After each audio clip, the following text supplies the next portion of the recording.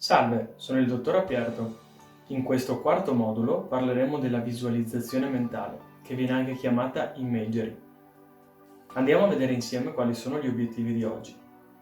Andremo a capire che cos'è l'imagery e come funziona, per che cosa può essere utilizzato, quando utilizzarlo e infine, come sempre, parleremo un po' di pratica. Quindi andremo a vedere assieme qualche esercizio per allenare questa tecnica.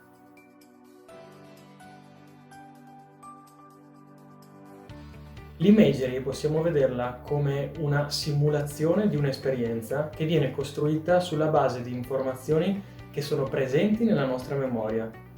La cosa importante da sapere è che l'esperienza che noi creiamo o ricreiamo avviene interamente nella nostra mente, senza quindi la necessità di stimoli esterni che normalmente noi associamo a quell'esperienza. Nel contesto sportivo, gli atleti utilizzano l'imagery per immaginare loro stessi che eseguono un gesto sportivo, quando si immaginano di giocare bene oppure male, quando immaginano di commettere degli errori e anche quando si immaginano come vincitori o perdenti, sperimentando così le relative emozioni. Questo ci permette di capire che l'imagery può influenzare grandemente i pensieri, le sensazioni e i comportamenti, che a loro volta vanno a influenzare la prestazione complessiva degli atleti. Per questo motivo l'imagery è una tecnica che viene molto utilizzata per il miglioramento della prestazione sportiva.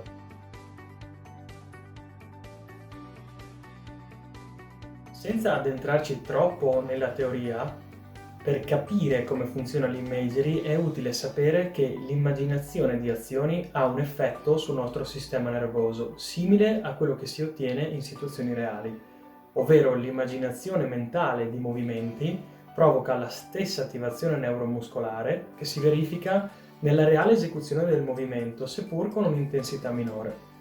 Inoltre, l'immaginazione di un comportamento in situazioni specifiche comporta un cambiamento fisiologico.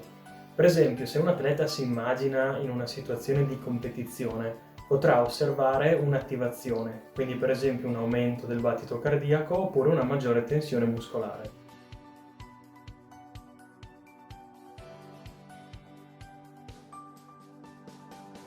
Andiamo ora a vedere per cosa può essere utile questa tecnica. Qui sopra, come potete vedere, vi ho riportato alcuni esempi per cui può essere utile questa tecnica. Approfondiamone qualcuni assieme. Il primo che andiamo a vedere è aumentare la concentrazione. Questo può avvenire tramite l'imagery perché visualizzando in anticipo quello che si vuole fare e come si vuole reagire a determinate situazioni, si prevengono le distrazioni nei momenti cruciali.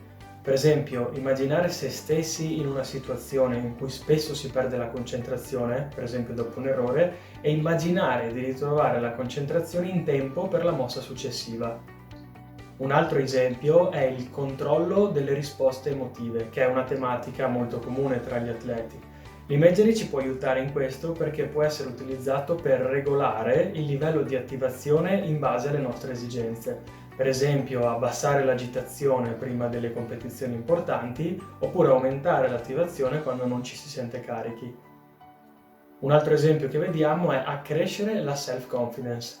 Se recentemente si è avuto difficoltà nell'esecuzione di determinati gesti sportivi, immaginarsi di compiere quei movimenti in modo corretto può servire a preservare e ad accrescere la self-confidence. Per esempio, immaginare di mantenere il controllo e la lucidità dopo aver commesso degli errori o in altri momenti difficili.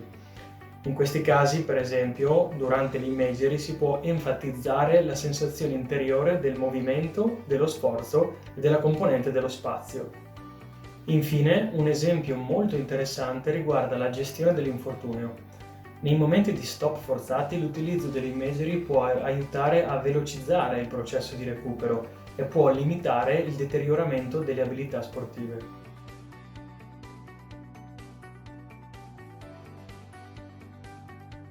Vediamo ora alcuni esempi di quando possiamo utilizzare questa tecnica. Sostanzialmente l'imagery può essere utilizzato in qualsiasi momento, ma andiamo ad approfondire quelli che possono essere dei momenti cruciali per l'atleta, prima e dopo la competizione. L'imagery è utile per prepararsi alla competizione quando si immagina esattamente le strategie e i movimenti che si vogliono affrontare in gara. Il momento esatto in cui utilizzare l'imagery prima della competizione è personale, per cui varia da atleta a atleta. Alcuni preferiscono farlo nel momento immediatamente precedente alla gara, altri invece anche 1 o 2 ore prima. La cosa importante è che la pratica dell'imagery si inserisca bene all'interno della routine pre-gara, quindi non deve essere fatto di fretta. Inoltre, dopo la competizione, l'atleta può visualizzare i movimenti che ha eseguito meglio, rinforzando così la memoria motoria. Oppure può anche ricordare gli errori commessi per poterli correggere e quindi ripeterli nel modo corretto.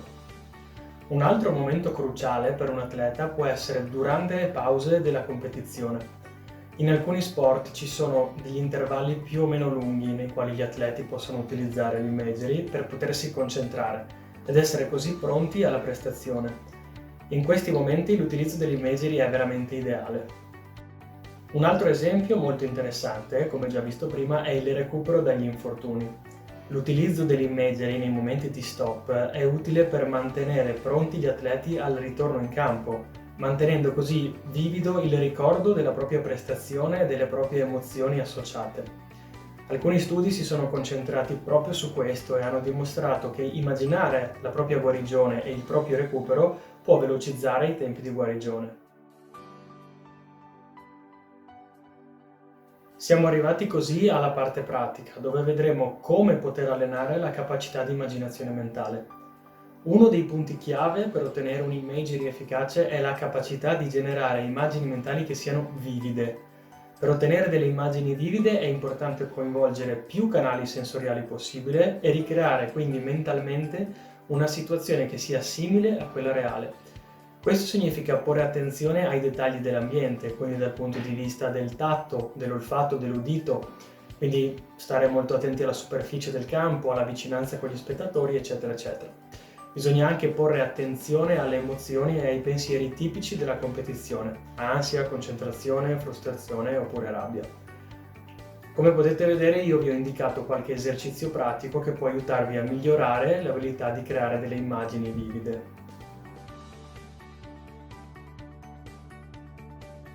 Un'altra componente chiave dell'imagery è la controllabilità delle immagini. Controllare le proprie immagini mentali significa immaginare ciò che si vuole quando si vuole, senza lasciarsi sopraffare da altre immagini non rilevanti oppure dannose. Per esempio, continuare a ripetere i propri errori durante l'immaginazione di un movimento. Anche per quanto riguarda la controllabilità delle immagini, vi ho lasciato alcuni esercizi. Mentre vi cimentate in questa tecnica, vi accorgerete che produrre delle immagini vivide e controllabili è tutt'altro che semplice, per cui per padroneggiare e ottimizzare questa tecnica è infatti consigliato il supporto di un professionista che vi possa guidare nell'acquisizione di questa abilità molto importante. Io come sempre vi ringrazio dell'attenzione e ci vediamo al prossimo modulo.